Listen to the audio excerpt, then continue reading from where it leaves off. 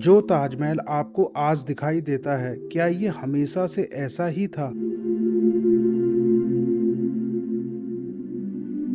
इसकी हर एक दीवार, हर एक नक्श और हर एक डिजाइन के पीछे एक कहानी छुपी है।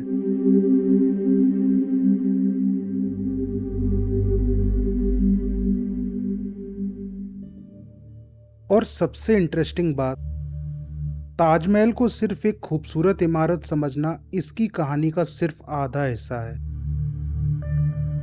तो आज चलिए देखते हैं ताजमहल को सिर्फ बाहर से नहीं, बल्कि उसकी कहानी और आर्किटेक्चर के नजरिए से।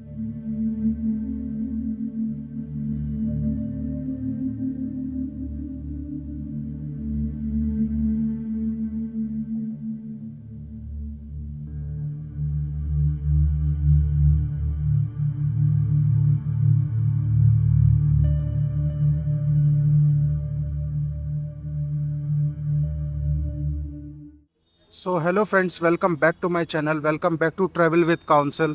तो अभी मैं हूँ ताजमहल के प्रेमाइसेस में। तो गाड़ी मैंने यही मेट्रो स्टेशन के पार्किंग में लगा दी है। तो अभी मैं जा रहा हूँ ताजमहल को देखने। तो यहाँ से स्टार्टिंग में ही आपको ऑनलाइन आप स्कैन करके टिकट ले सकते हैं, या फिर आप वहाँ पे आगे जाके, यहाँ से अभी काफ़ी आगे है ताजमहल का जो मेन गेट है, वहाँ से भी टिकट ले सकते हैं आप ऑफलाइन। लेकिन अभी मैंने यहीं से डायरेक्ट ऑनलाइन कर लिया है। तो टिकट कुछ इस तरीके से आपका रहेगा। तो अभी मैं यहाँ से ताजमहल के लिए निकल रहा हूँ। तो मैं ट्राई करूँगा कि मैं इससे ही निकल जाऊँ, ई रिक्शा से, जो बैटरी वाली कार होती है।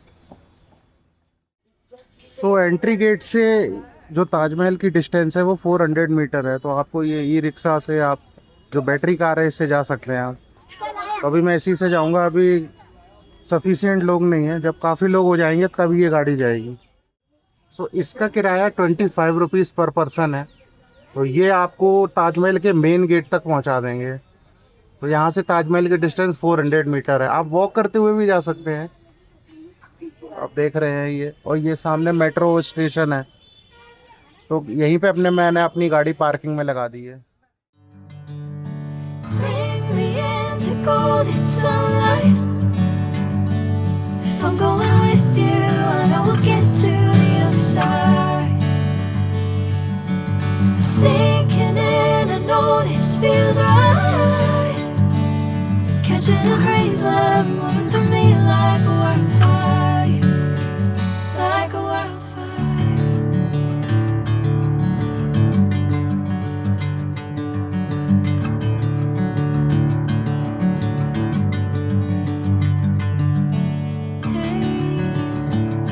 Never the same.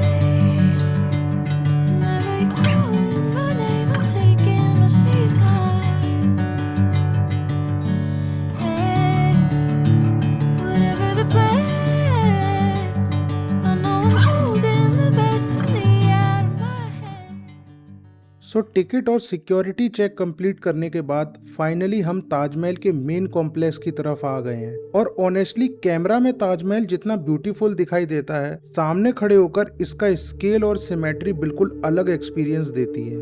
दोस्तों, इसकी आर्किटेक्चर, सिमेट्री, मार्बल वर्क और पूरे कॉम्प्लेक्स का डिजाइन इसे दुनिया के सबसे रिमार्केबल हिस्टोरिकल बिल्डिंग्स में शामिल करता है। सो अभी मैं पहुंच गया हूं ताजमहल के फेमस मेन एंट्रेंस पर, जिसे दरवाजा रोजा कहा जाता है। और यहीं से ताजमहल को देखने का एक्सपीरियंस और इंटरेस्टिंग हो जाता है। इस दरवाजे के अंदर से ताजमहल का जो फर्स्ट व्यू मिलता है, उसे केयरफुली डिजाइन किया गया था। आप जैसे जैसे दरवाजे की तरफ बढ़ते हैं, ताजमहल का व्यू ग्रेजुअली सामने आता है। और जब आप बिल्कुल सेंटर में पहुंचते हैं, तो ताजमहल एक परफेक्ट फ्रेम की तरह नजर आता है। मेरे सामने आप जो देख रहे हैं, ये ताजमहल का पूरा मैप है। तो आप इसको वीडियो पॉज करके देख सकते हैं।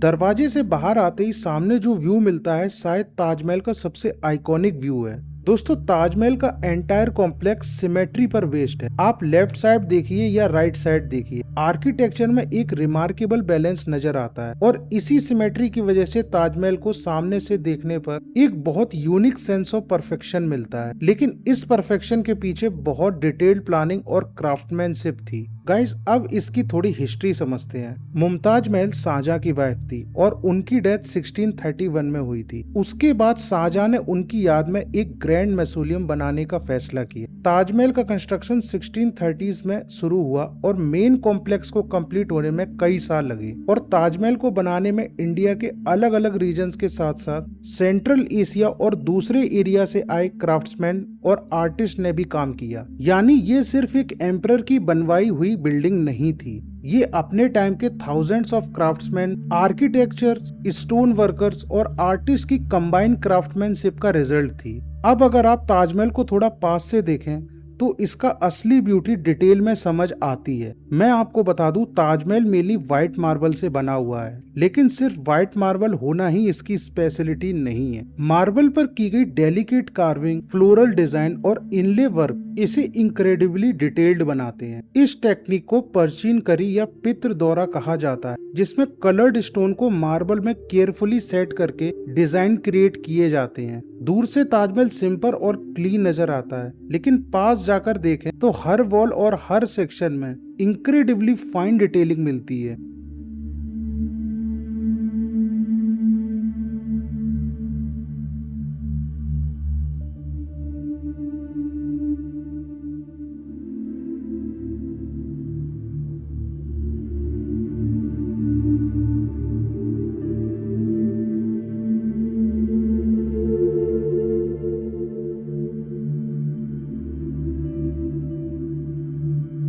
दोस्तों अभी मैं ताजमहल के मुख्य मकबरे के सामने इस खूबसूरत चारबाग में खड़ा हूँ और यहाँ एक ऐसी जगह भी है जिसके बारे में बहुत कम लोग जानते हैं। अगर आप इस तरफ ध्यान से देखें तो यहाँ एक छोटी सी घिरी हुई जगह दिखाई देती है। माना जाता है कि यही वही जगह है जहाँ मुमताज को ताजमहल के मुख्य मकबरे में दफन किए जाने से पहले कुछ समय के लिए यहाँ दफनाया गया था। अब बात करते हैं ताजमहल के सबसे आइकॉनिक पार्ट की, इसके सेंट्रल डोम की। ये ह्यूज डोम जो आप देख रहे हैं ये ताजमहल की एंटायर आर्किटेक्चर को एक डिस्टिंक्ट आइडेंटिटी देता है। इसके चारों कॉर्नर्स पर मिनरेट्स हैं और इंटरेस्टिंगली ताजमहल के मिनरेट्स को बिल्कुल बिल्डिंग के साथ चिपका हुआ नहीं रखा हुआ है। उन्हें थोड़ा आउटवर्ड एंगल पर डिजाइन किया गया है जिससे स्ट्रक्चरल सेफ्टी और ओवरऑल विजुअल बैलेंस दोनों मेंटेन हो सके। जब आप कैमरा को नीचे से ऊपर की तरफ मूव करते हैं तो डोम और मिनरेट्स की हाइट का एक्चुअल स्केल और भी इम्प्रेसिव लगता है।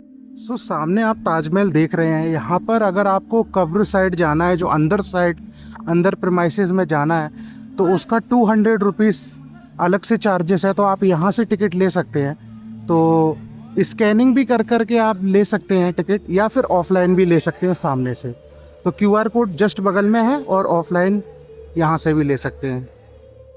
दोस्तों जैसा कि आप देख रहे हैं ताजमहल के पीछे यमुना रिवर है और रिवर के किनारे होने की वजह से ताजमहल का ओवरऑल सेटिंग और भी ड्रामेटिक लगता है। पूरा कॉम्प्लेक्स एक प्लान्ड लेआउट फॉलो करता है जिसमें गार्डन, मेन मेजोलियम, मॉस्क और दूसरे स्ट्रक्चर एक कोऑर्डिनेटेड डिजाइन का पार्ट है। यहाँ खड़े होकर एक चीज नोटिस की जा सकती है, ताजमहल को आइसोलेटेड बिल्डिंग की तरह डिजाइन नहीं किया गया था। इसका garden, entrance, pathways, water channel और सराउंडिंग स्ट्रक्चर सब मिलकर एक कंप्लीट विजुअल कंपोजिशन बनाते हैं।